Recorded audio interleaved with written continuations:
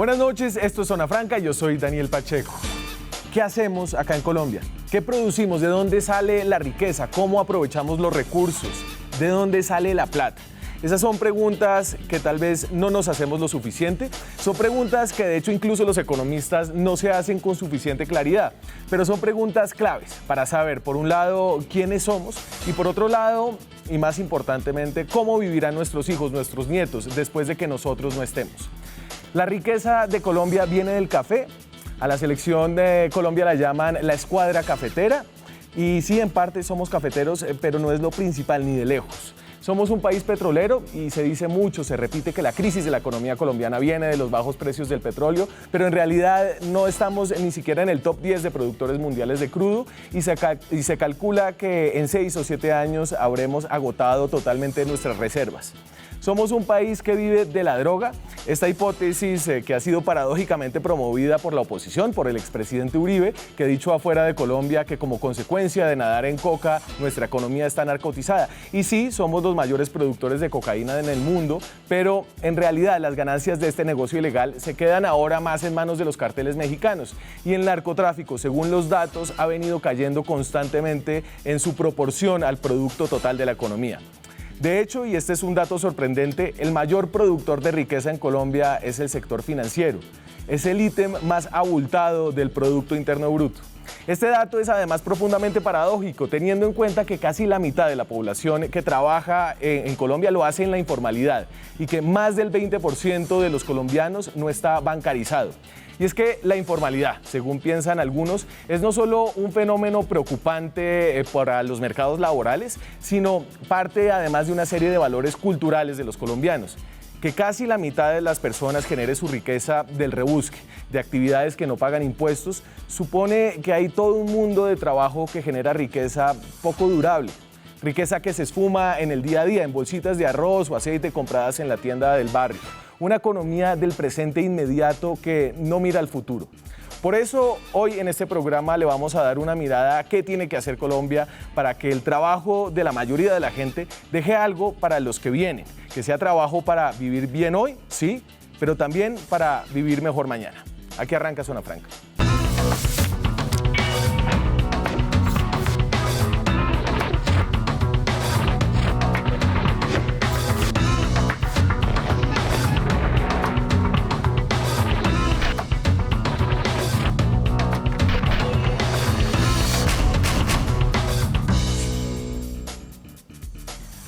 Y para hablar hoy de la economía colombiana nos acompañan dos economistas que creo que van a tener unas miradas distintas. Camilo Herrera Mora es director de la firma Radar, autor del nuevo libro Pobreza y Prejuicio, que sorprendentemente para ser un libro de economía, me dice usted, se está vendiendo bastante bien, Camilo. Sí, de manera sorprendente el mercado ha encontrado interesante la idea de ver que Colombia es una economía que debe ser contada distinta, en un lenguaje cercano, y es hora de eliminar muchos prejuicios que tenemos. Vamos a ver si lo logramos hoy. También nos acompaña Mario Valencia, es profesor del CESA, es director del Centro de Estudios del Trabajo, Sede Trabajo, y también hace parte de la Red de Justicia Tributaria. Mario. Buenas tardes, Daniel, muchas gracias por la invitación a su programa. ¿Usted con una mirada económica distinta a la de Camilo?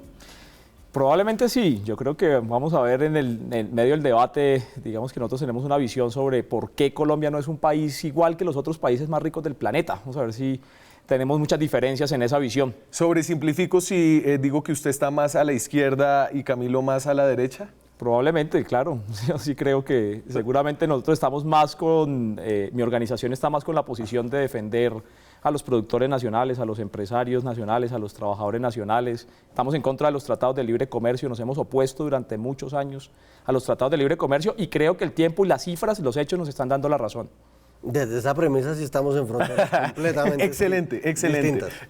Muy bien, este libro, además de estar escrito en un lenguaje accesible para todo el mundo que se quiera interesar en el tema de la economía, está lleno de datos interesantes como estos que obviamente se consiguen en todos lados. Los datos económicos son disponibles en el DANE, el Ministerio de Hacienda, el Banco de la República tiene muy buenos datos, pero aquí vienen desglosados y presentados de forma que nos nos deja ver un poco los huesos de la economía colombiana. Y entonces arranco con esta gráfica que es el PIB real de la economía, el Producto Interno Bruto Real, comparado entre el año 2000 y el año 2016. Entonces estos son varios de los sectores y aquí entonces uno ya se empieza a llevar unas sorpresas, como yo decía al principio, y es que el 23%, el ítem más grande de la economía son los establecimientos financieros, seguros, actividades inmobiliarias y servicios a las empresas. Pensándonos en contraposición a como nos pensábamos como un país cafetero, que es el primer ítem que ustedes encuentran a mano izquierda de su pantalla, que es agricultura, ganadería, caza, silvicultura y pesca. Explotación de minas y canteras también arroja un resultado que uno habría pensado que tal vez podía ser superior. ¿Eso incluye, Camilo, petróleo? Sí, eso tiene toda la industria petrolera. O sea, solo y ha bajado. De hecho, desde el año... Como participación de la construcción de Producto Interno Bruto, sí ha perdido terreno dentro del total de la producción nacional.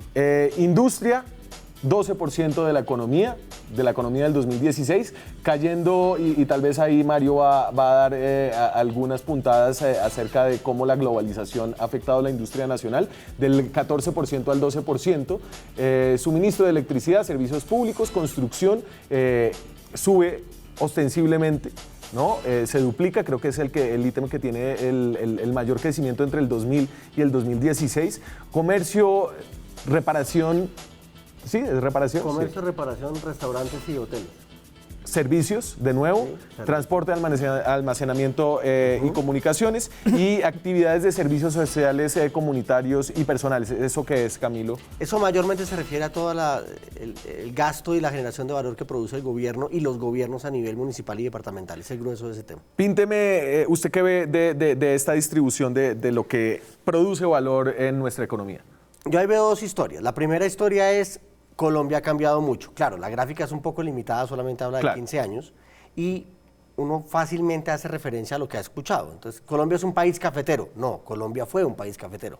¿Colombia es un país petrolero? No, nuestras exportaciones, tanto en volumen como valor, sin duda fueron petroleros. Y en ingresos para el Estado. Exacto, y claro, de manera importantísima en ingresos para el Estado e inclusive para la generación de cierto tipo de empleos en Colombia y para el desarrollo de ciertas zonas, de una u otra manera. Pero la verdad es que si uno mira el Producto Interno Bruto de Colombia y lo desglosa, Colombia no tiene una vocación clara. Uno no puede, hay países en los que uno puede decir, en Venezuela la vocación es o fue petrolera y es completamente claro. En Inglaterra la vocación de industrias culturales es completamente claro. En Alemania la vocación industrial y metalmecánica es completamente. En Colombia todos los sectores suman un poquito, digamos aquí la gráfica de otra manera agrega, pero deja ver otra cosa que es una tendencia mundial en la que Colombia es parte, y es cerca del 60% del Producto Interno Bruto hoy son servicios. Y entonces todavía no me diga, usted tiene una perspectiva optimista acá, pero quiero seguir como pintando los huesos de esta economía y quiero como su visión ahí, Mario.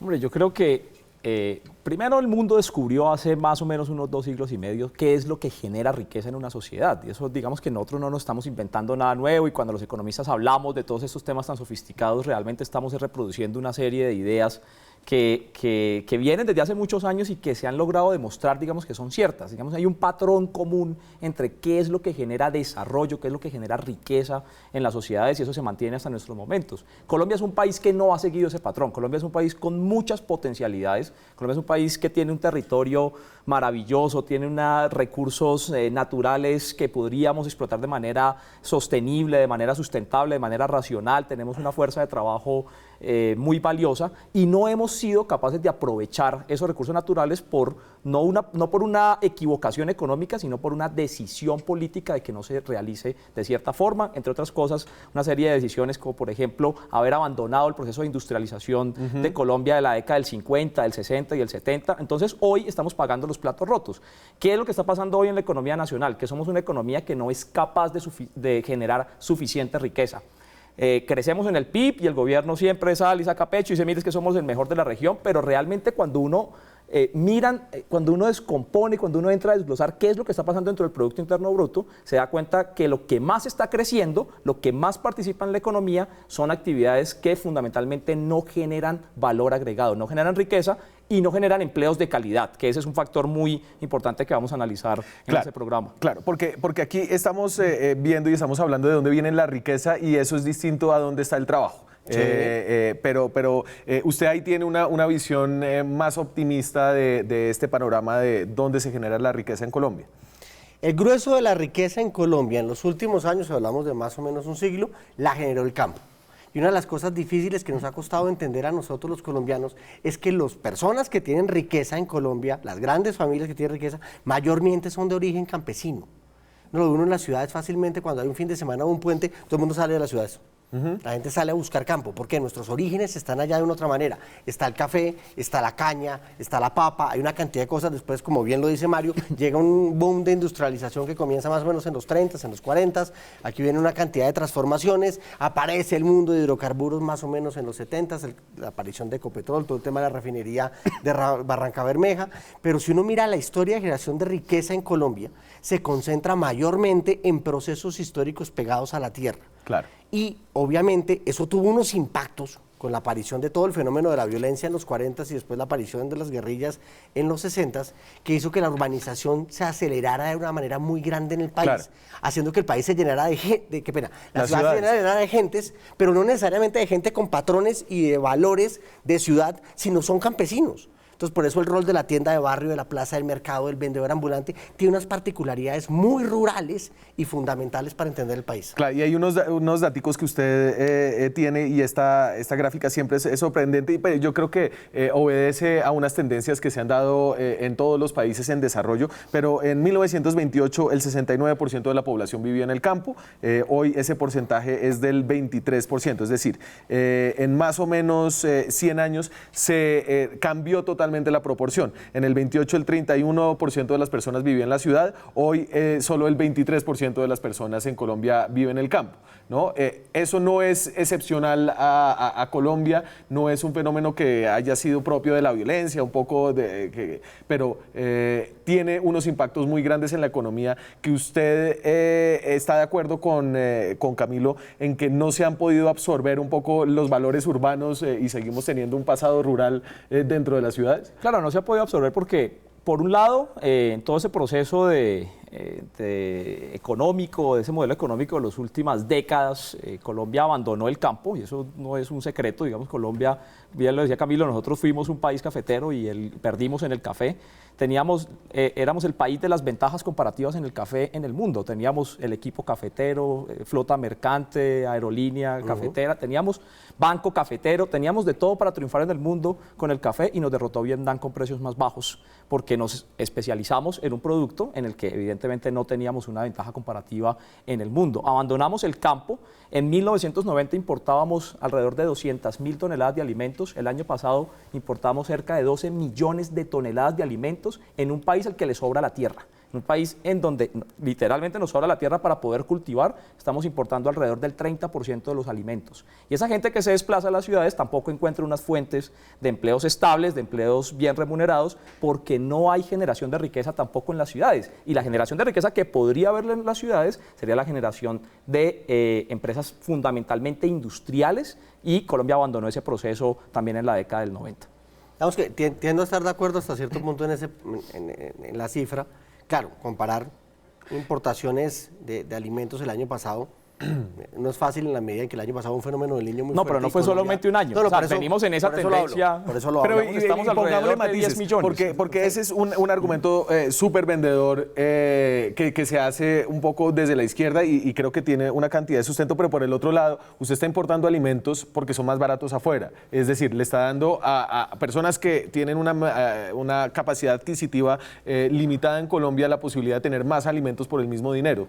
Claro, cuando uno dirige un gobierno, dirige un país, en el caso de políticas públicas, está en un dilema muy complicado, y es traer producto más barato al mercado, inclusive en mejores condiciones de calidad en algunos casos, o defender la industria nacional sin importar los costos que eso tenga en el bolsillo de los hogares. Uno podría decir fácilmente busque un justo medio para poder favorecer a todas las partes y que esto funcione de una u otra manera. El problema es que ante los choques climáticos eso no está fácil de mantener una política estable. O sea, el tema del fenómeno del niño y de la niña han cambiado esas políticas que antes de una u otra manera, de manera inteligente, el IDEMA lograba compensar, sobre todo a nivel de alimentos.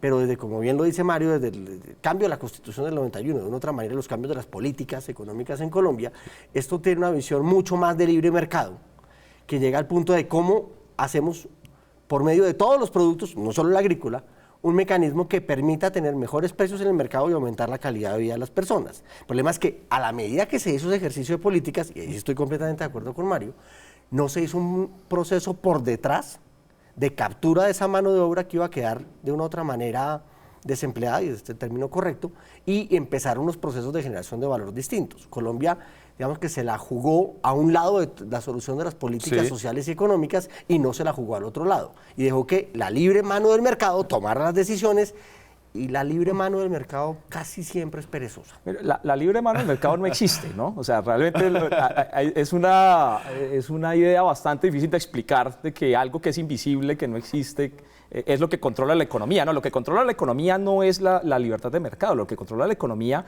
son las decisiones de los países de saber qué es lo que se tiene que hacer cada país. La teoría de la libre mano del mercado, como para que la gente entienda específicamente de qué estamos hablando, es una teoría de Adam Smith que dice que los mercados se regulan, que quienes confluyen al mercado para ofrecer productos y quienes confluyen para demandar productos se equilibran de manera automática, de manera misteriosa, de manera mágica, mejor, ese es el concepto, de manera mágica, a través de una mano invisible. Entonces, que nunca va a haber sobreoferta de productos, nunca va a haber y que los precios van a estar regulados. Y los precios van a estar regulados, todo va a funcionar. Complemento a Mario. Y una visión de la mano invisible del mercado menos caricaturesca.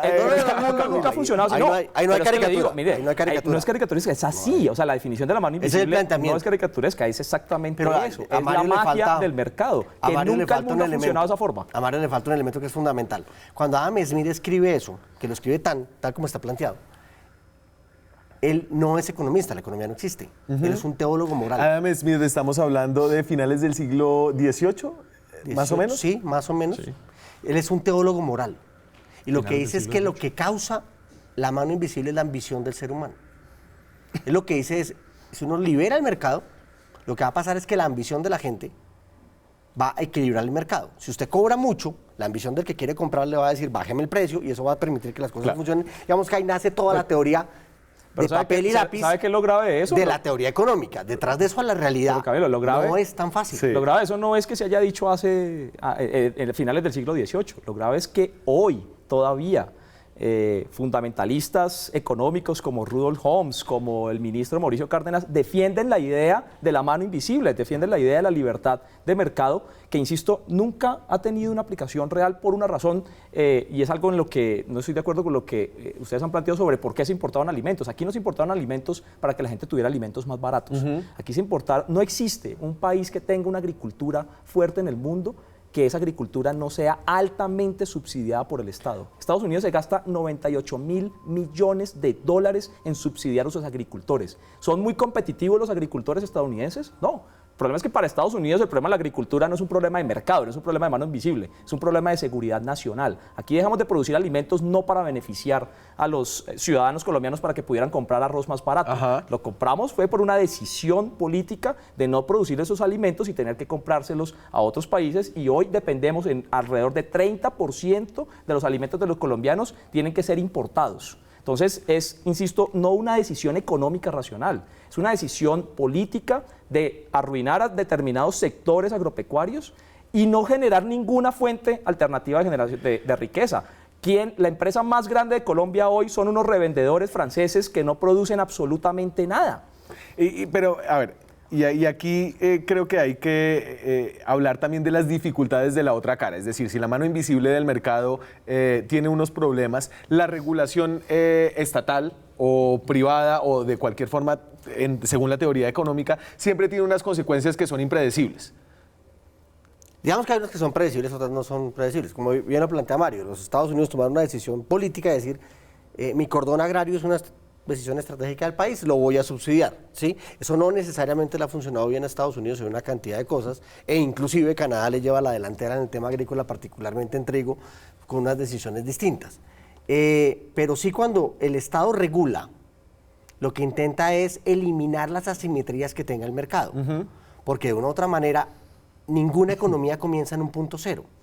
Si uno empieza a arreglar la economía ya, yo ahorita tengo pobres y tengo gente clase media y tengo ricos. Tengo que solucionar una cantidad de problemas que hay que intentar compensar, porque más allá de que haya economía, haya libre mercado, haya izquierda o haya derecha, hay gente que es pobre y tiene hambre, y eso está por encima de cualquier discusión política. Es un tema, la humanidad prima sobre la política. Claro. Entonces, bajo esa premisa, los gobiernos buscan los mecanismos de equiparar y compensar esto. Desafortunadamente, cada mecanismo que usted mete no necesariamente es eficiente ni efectivo, y de una u otra manera, históricamente está demostrado, tiene sesgos a favorecer o no favorecer a cierta industria, entonces, o sector, no necesariamente industria. Entonces, de una u otra forma, las políticas económicas, si bien en Colombia han servido mucho en los últimos 100 años, Sí. nos están llevando a un punto en este momento de unos retos de volver a pensar muchas de las políticas económicas y de los conceptos estructurales de la economía colombiana. Pero yo no estoy seguro si nos ha servido muy bien, Camilo. Déjeme interpelar 20 segundos a Camilo, porque yo no estoy seguro si ha funcionado muy bien. Nosotros hace 50 años Corea del Sur era más pobre que Colombia, y hoy Corea del Sur es la 8ª potencia industrial. O sea que algo tuvieron que haber hecho en términos de política económica, de política de Estado, para haber vivido un país que hace 50 años era una tierra de miseria y caos, como lo definía un escritor estadounidense, y haberlo convertido en la 8ª potencia industrial del planeta. Sí, y claro. algo tuvimos que haber hecho mal nosotros, que hace 50 años éramos más pobres de Corea, y hoy no somos, ni estamos ni entre los 10, ni entre los 20, ni entre los 30, ni entre los 40 países más poderosos del planeta. Eso, Algo comparándose, tuvimos que haber hecho mal. y usted hace una comparación que busca como elevar el nivel. Colombia sí ha mejorado sustancialmente en los últimos 100 años, en los últimos 50 años, incluso en los últimos 15 años, en indicadores sociales básicos. Yo creo que la humanidad ha mejorado en indicadores básicos. Yo creo que la producción de alimentos en la humanidad, digamos que ha mejorado, los medicamentos han mejorado, y eso ha permitido que la humanidad en su conjunto mejore las condiciones de vida. Es evidente que, digamos que la pobreza ha disminuido en Colombia, por supuesto que la pobreza ha disminuido, pero ojo que en los últimos años la pobreza multidimensional, la pobreza que mide una cantidad de aspectos diferentes al aspecto monetario, ha venido aumentando. Tiene razón. Estamos en momentos de repensar la economía. Incluso los más liberales económicamente están cuestionando la mano invisible del mercado. Vemos después de comerciales cómo esto se traslada a los mercados laborales, cómo pasamos de la riqueza al trabajo. Ya volvemos.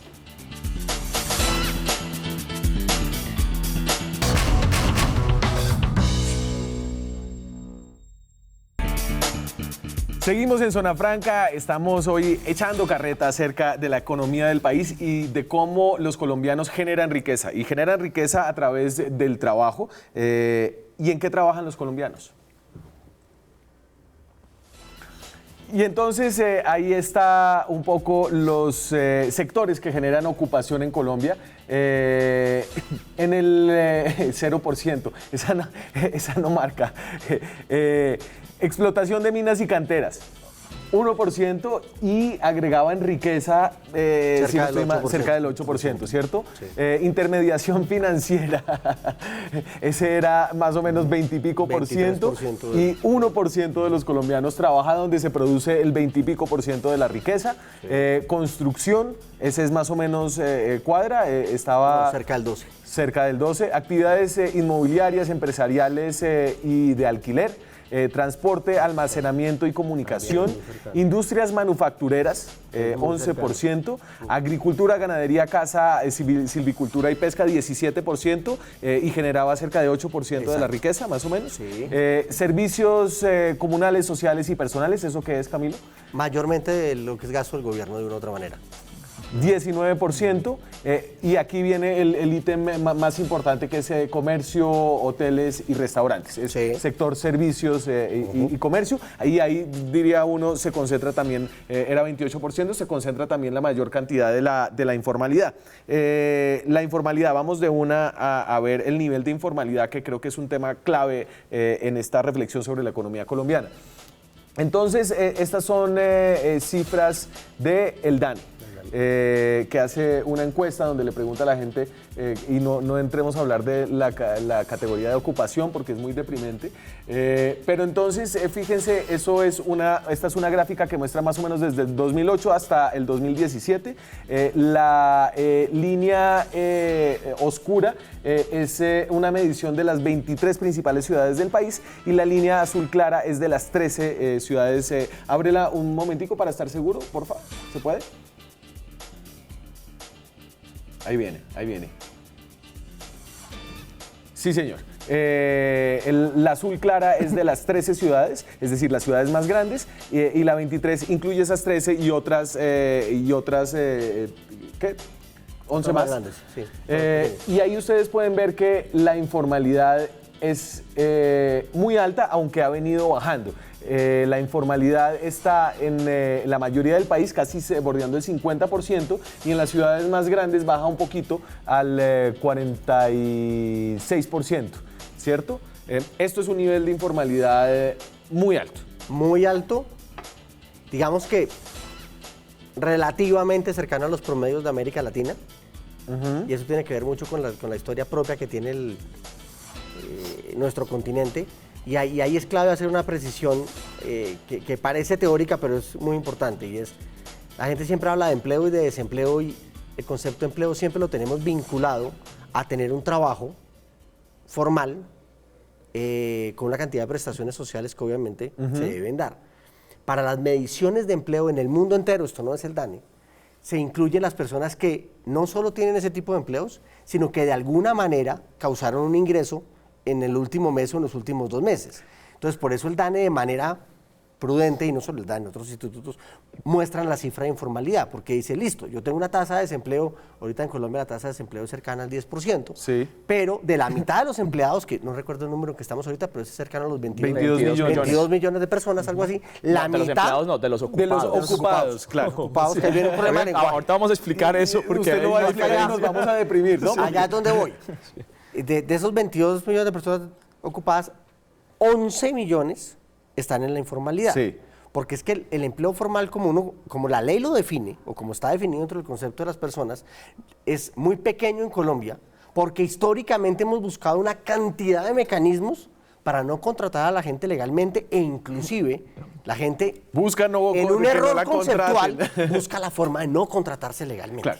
Y entonces ahí, antes de entrar a la categoría de ocupados, tratemos de definir la informalidad, que depende de la definición que usted de informalidad y depende de qué tan alto ponga los estándares del empleo. Usted podría tener una informalidad que es del 70% en Colombia, ¿no? Sí. Si formalidad, entendemos por formalidad tener un contrato de trabajo con prestaciones y estar básicamente lo que la gente entiende por contratado por nómina, creo que esa cifra de formalidad sería mucho menor al 51%, que es más o menos lo que le da uno ahí. ¿Cómo se entiende la informalidad hoy en Colombia? Mire, la informalidad es no tener un empleo estable, no tener un empleo con un contrato, no tener un empleo que esté vinculado a prestaciones de servicios, y, a prestaciones sociales. Sí. Entonces, si uno mira incluso, usted lo planteaba, Daniel, si uno mira las cifras de cuántas personas están activas cotizando pensiones en Colombia, del total de ocupados que hay en el país, el total activos en pensiones son el 36%. Exacto, un tercio. El 36%. Sí.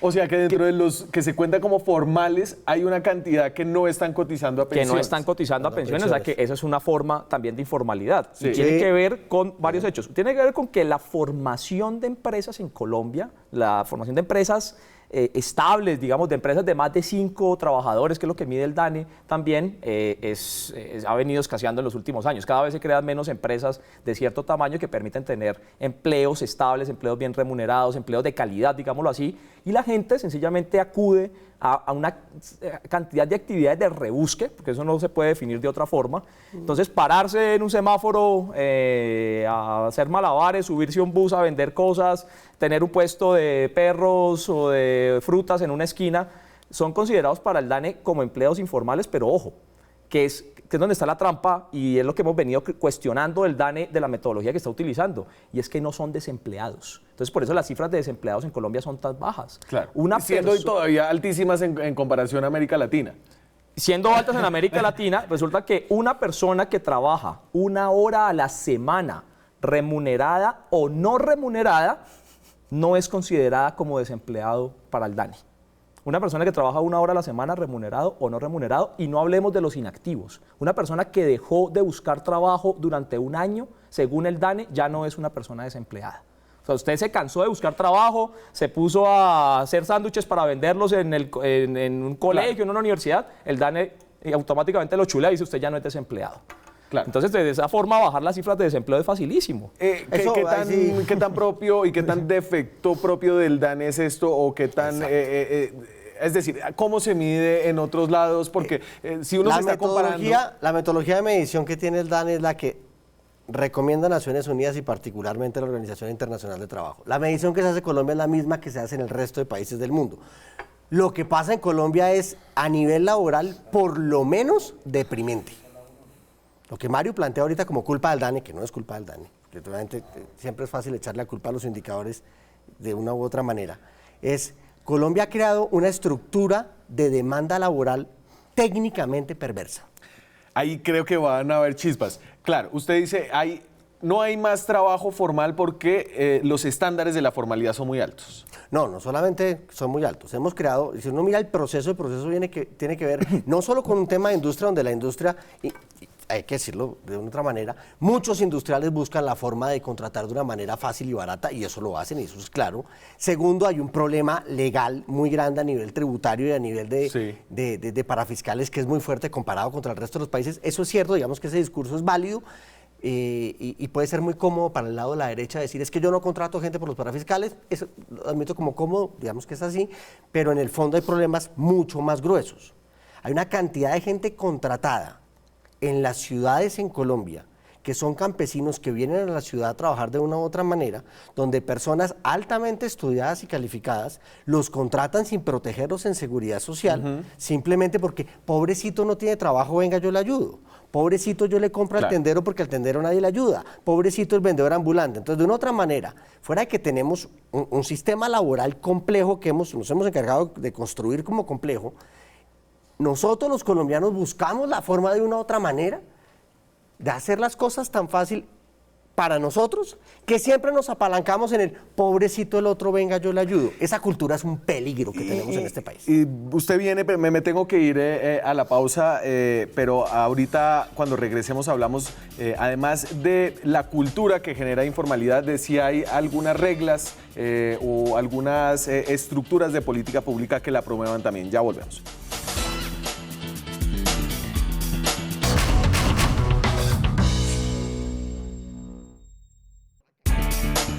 Seguimos en Zona Franca, estamos hablando de trabajo, de riqueza en la economía colombiana, de dónde sale la riqueza, de dónde sale el trabajo y por qué hay tanto trabajo tan regular.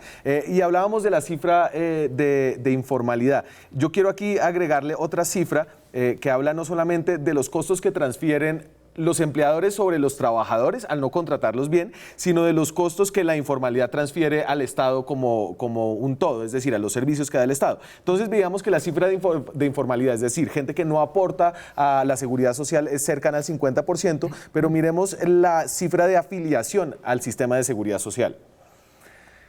Y entonces, esto es afiliados al Sistema General de Seguridad Social en salud. Y usted puede ver ahí que cerca de 45 millones de colombianos, es decir, casi esto que son 48 millones, más del 90% de los colombianos están afiliados a algún sistema de salud, pero la mayoría, y están en esa franja verde, la cifra, la última es la de junio del 2016, están en el régimen subsidiado. Esto es básicamente el Sisbén, ¿cierto? En el régimen subsidiado usted lo que está haciendo es recibir servicios por los aportes que pagan los de la franjita azul y los de la franjita... Los de la franja naranja. Los cotizantes son los únicos que pagan. Claro, esos son los cotizantes. Los otros son los beneficiarios de esos cotizantes, ¿cierto? Sí. Entonces, y aquí viene como la trampa de la informalidad, y es que hay en ocasiones empleadores que deciden no contratar a las personas que trabajan para ellos para no pagar los costos adicionales, pero también hay personas que deciden no incurrir en los costos adicionales que significa estar en la formalidad porque reciben los beneficios del Estado sin estarlo, ¿cierto? Así es. Mire, yo creo que ese problema tiene que ver con eso. Colombia es un país que es poco competitivo. Uno de los elementos, pero es solamente uno de los elementos de competitividad, son los costos laborales, digámoslo así. Pero Colombia es un país que está significativamente más rezagado que sus socios comerciales, que los países con los que tiene que competir en el mercado internacional, en todos los elementos de competitividad, en infraestructura, en formación, en educación, en formación, en capacitación, en créditos, en ciencia y tecnología. Entonces siempre hay la tendencia a creer que no, es que nosotros no podemos lograrlo porque es que la mano de obra es muy cara. No, no podemos lograrlo porque hay una cantidad de cosas en las que no somos competitivos frente a esos países. Y el otro aspecto tiene que ver con lo siguiente. Obviamente el problema de que en Colombia haya una alta informalidad o que los ocupados no sean los que necesitamos no es un problema del DANE. El DANE lo único que hace es medirlo. Vemos que aquí hay un problema de política pública, que hay un problema más grande y no es, usted le decía que ahorita vamos a hablar carreta de eso, y la carreta de lo que estamos hablando, Daniel y Camilo, la carreta de lo que estamos hablando es el tema más importante en todas las encuestas que se han hecho de cuáles son los temas que le importan a los colombianos, que es el tema del empleo. Sí. ¿Qué quieren los colombianos? Los colombianos necesitamos empleo de calidad, bien remunerado, estable, que nos permita generar más riqueza dentro de la sociedad. Y entonces aquí viene el dato. En los últimos 6 años, el 80% de los, el 97% de los nuevos ocupados que se han generado en el país son en el sector servicios. No en el sector real de la economía, no en producción real en la agricultura, en la industria, sino en sector servicios. Y de esos 97%, en el sector en donde más se han generado empleos es el sector de más alta informalidad, que es el del comercio. Sí. O sea, en Colombia se crean empleos fundamentalmente en sector de comercio, que está caracterizado por una altísima informalidad, por una altísima rotación, por salarios que son significativamente más bajos que en otros sectores reales. Y por la falta de valor agregado. Es decir, usted al comerciar cosas no está haciendo nada. Valor agregado. Está simplemente traer algo de un país, traer carros de Corea para ponerlos en un stand aquí en Colombia y revenderlos, pues eso no está generando riqueza real a la economía nacional. Ahí sí hay una discusión, y es... Lo que usted plantea es, seguramente los números son los que son, ahí sí no me he metido a hacer ese número. Son números del DANE. No, pero suenan absolutamente sensatos. No, pero son números pero no es Colombia, es el mundo. El mundo se está desviando a economías de servicios. Claro, las economías industriales, pese a que, digamos, fueran una maquinaria industrial muy bien desarrollada como la alemana, cada vez demandan menos de obra. Menos manos de obra. China cada vez demanda menos mano de obra. India cada vez demanda menos. ¿Por qué? La automatización, procesos y una cantidad de cosas. ¿Dónde están creciendo las economías en el mundo entero? En servicios. Y servicios sí es un generador de valor importantísimo. Caso de los Estados Unidos, todo el tema de software, que es servicios, claro, es un generador de valor gigantesco. El comercio, si uno dice que es solamente coger un producto y revenderlo, ok, entiendo que no hay una gran generación de riqueza, pero en el tema de restaurantes hay una generación de riquezas, en el tema de hotelería hay una generación de riquezas, en una cantidad de situaciones, más allá de simplemente la tienda, hay una construcción de valor gigantesca y el mundo entero cada vez más allá. Va más allá. ¿Qué le pasa a los hogares? Se nos pasa a cualquiera de nosotros y seguramente a la gente que está viendo el programa. La gente en los últimos años cada vez está más dispuesta a pagar por un buen servicio porque entiende el valor que hay detrás de un servicio. Y eso incluye aerolíneas, eso incluye hoteles, eso incluye salud, educación y una cantidad de mano de obra que está entrando sistemáticamente en la economía global, y obviamente Colombia no es una excepción a eso, a prestar servicios mucho más cercanos, especializados a las personas, mejorando de manera fundamental la calidad de vida de la gente. Pero eso es relativamente cierto, que se han desplazado empleos de la industria al sector servicios, eso es cierto. En los países desarrollados se ha dado, pero los países no han dejado de producir. Es decir, la producción de mercancías se sigue dando y se tiene que seguir dando en una cosa, en una parte. Claro, porque las cosas tienen que salir de algún lado. Mire, ¿no? Ahora con el cuento, claro, es que las cosas tienen que salir de alguna parte. Mire, el cuento ahorita del Internet de las cosas. Entonces nos habla de que Colombia se va a meter, el futuro de Colombia es meterse en la lógica del Internet de las cosas. Y yo digo, ¿y quién va a hacer las cosas? ¿Quién produce las cosas? Estados Unidos sigue haciendo las cosas, hace el Internet y hace las cosas, hace el software y hace las aplicaciones, pero también produce la tecnología para hacer los celulares. También sigue abriendo plantas para ensamblar los vehículos en Estados Unidos. Y China sigue haciendo lo mismo, y Corea sigue haciendo lo mismo, y Alemania. Y porque la cuestión es muy fácil. Las cifras no mienten. Un trabajador, una persona que trabaja en un almacén de cadena, en cualquier almacén de cadena se gana un salario mínimo, no se gana más que eso, se gana un salario mínimo. Una persona que trabajaba en una ensambladora que cerró en Colombia hace un año y se fue para México, una persona que trabajaba en esa planta de ensamblaje se ganaba 3.500.000 pesos. ¿Por qué? Porque genera más riqueza, porque es capaz de generar más valor produciendo mercancías. Y tiene capacidades distintas. Y tiene capacidades distintas y las mercancías no se van a, la producción de mercancías no se va a acabar en el mundo. Sí. Alguien lo va a tener que seguir produciendo. Es decisión de Colombia si se mete en esa lógica de vamos a producir las cosas que podemos producir en el país, sí, o renunciamos a esa opción y simplemente nos dedicamos al petróleo, allá vamos, y al oro y al carbón. Sí. Para allá vamos, me tengo que ir a la pausa. Cuando regresemos, propuestas, visiones de futuro para que este país genere más riqueza, para que además deje algo después de que nosotros no estemos, a nuestros hijos, nuestros nietos, y también Zona Franca, la calle, la cara de la informalidad en Bogotá, después de comerciales.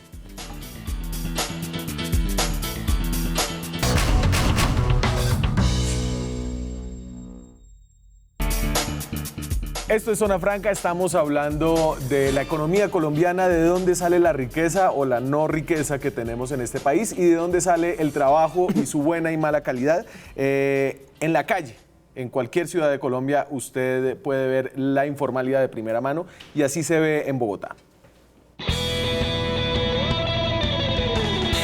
¿Cómo le va a usted con el tema de vender en la calle? ¿Qué tan buen negocio es esto? Pues que sea buen negocio no es buen negocio, que al menos hace uno pues para llevar la comida a la casa. Grave, gravísimo, mijo, porque muchas veces no nos llevamos ni lo del diario. Hasta el son de hoy, gracias a Dios que con esto uno saca la familia adelante. Es el sustento de muchas personas que no tienen recursos.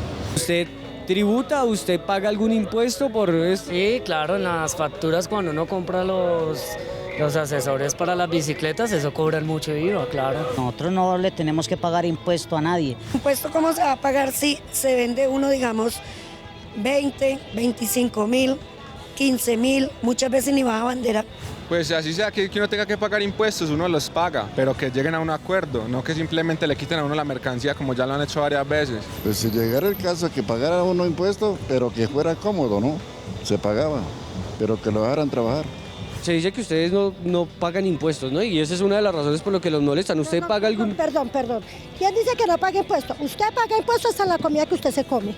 Entonces nosotros pagamos impuestos.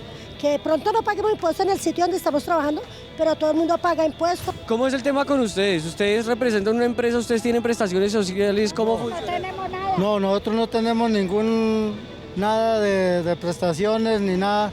Solamente nosotros vendemos la botella de Vive 100, nos ganamos 450 pesos por cada una, porque en la empresa no nos liquidan nada, liquidación ni prestaciones ni nada de hospital. ¿La empresa les da los uniformes, sí, todo eso? Ellos nos dan los carritos, nos dan el overol, nos da todo, solamente nosotros vender y cuidarnos de la policía. ¿A ustedes les toca pagar impuestos por esto que venden o cómo funciona? La empresa paga impuestos. Bueno, pero usted tiene Sisben, está afiliado con el Estado, tiene algún subsidio, alguna cosa. Tengo el Sisben, solamente Sisben.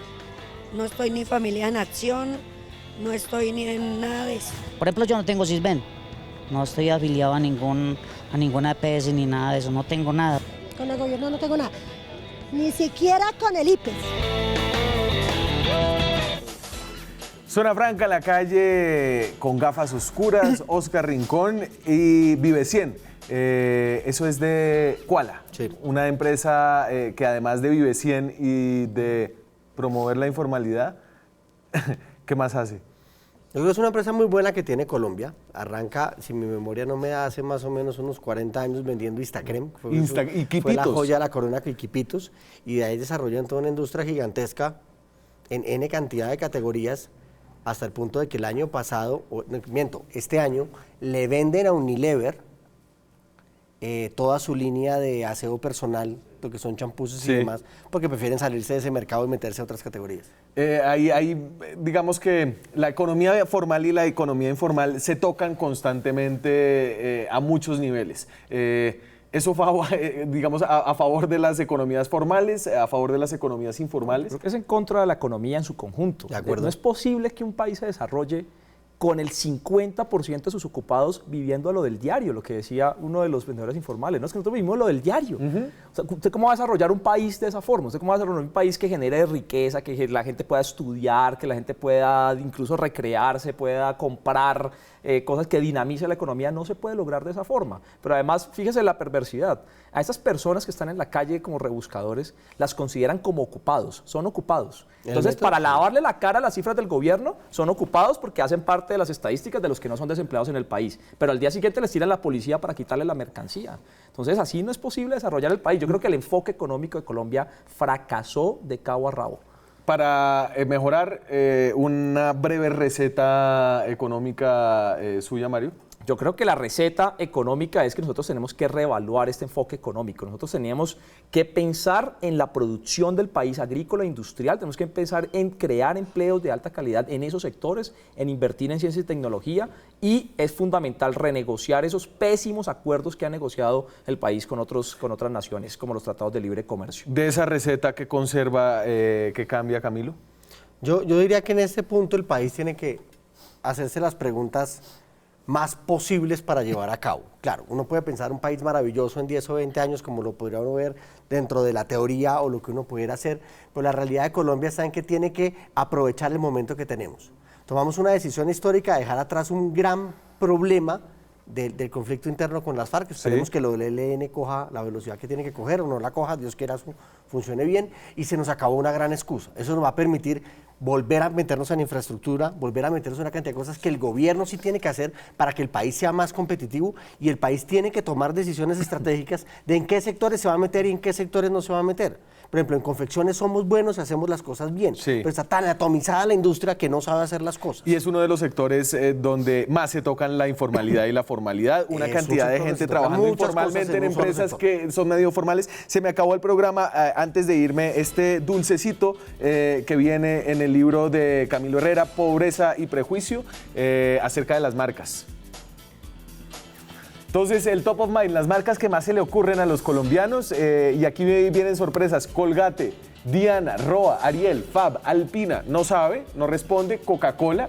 Coca-Cola está como de octava ahí, Adidas, Samsung, Colanta y otras, obviamente. Ya no está Juan Valdés, ¿no? No, en ese listado nunca ha estado. Nunca ha estado. No. Muchas gracias, señores. Echamos carreta sobre cosas importantes, Mario. Sí, muy importantes. Las más importantes de la sociedad. Las más importantes de la sociedad. Aquí hay que volver muchas veces más, y con ustedes fue un placer hacerlo en esta ocasión. Nos vemos la próxima semana con más periodismo, con más debate, con más opinión. Chao.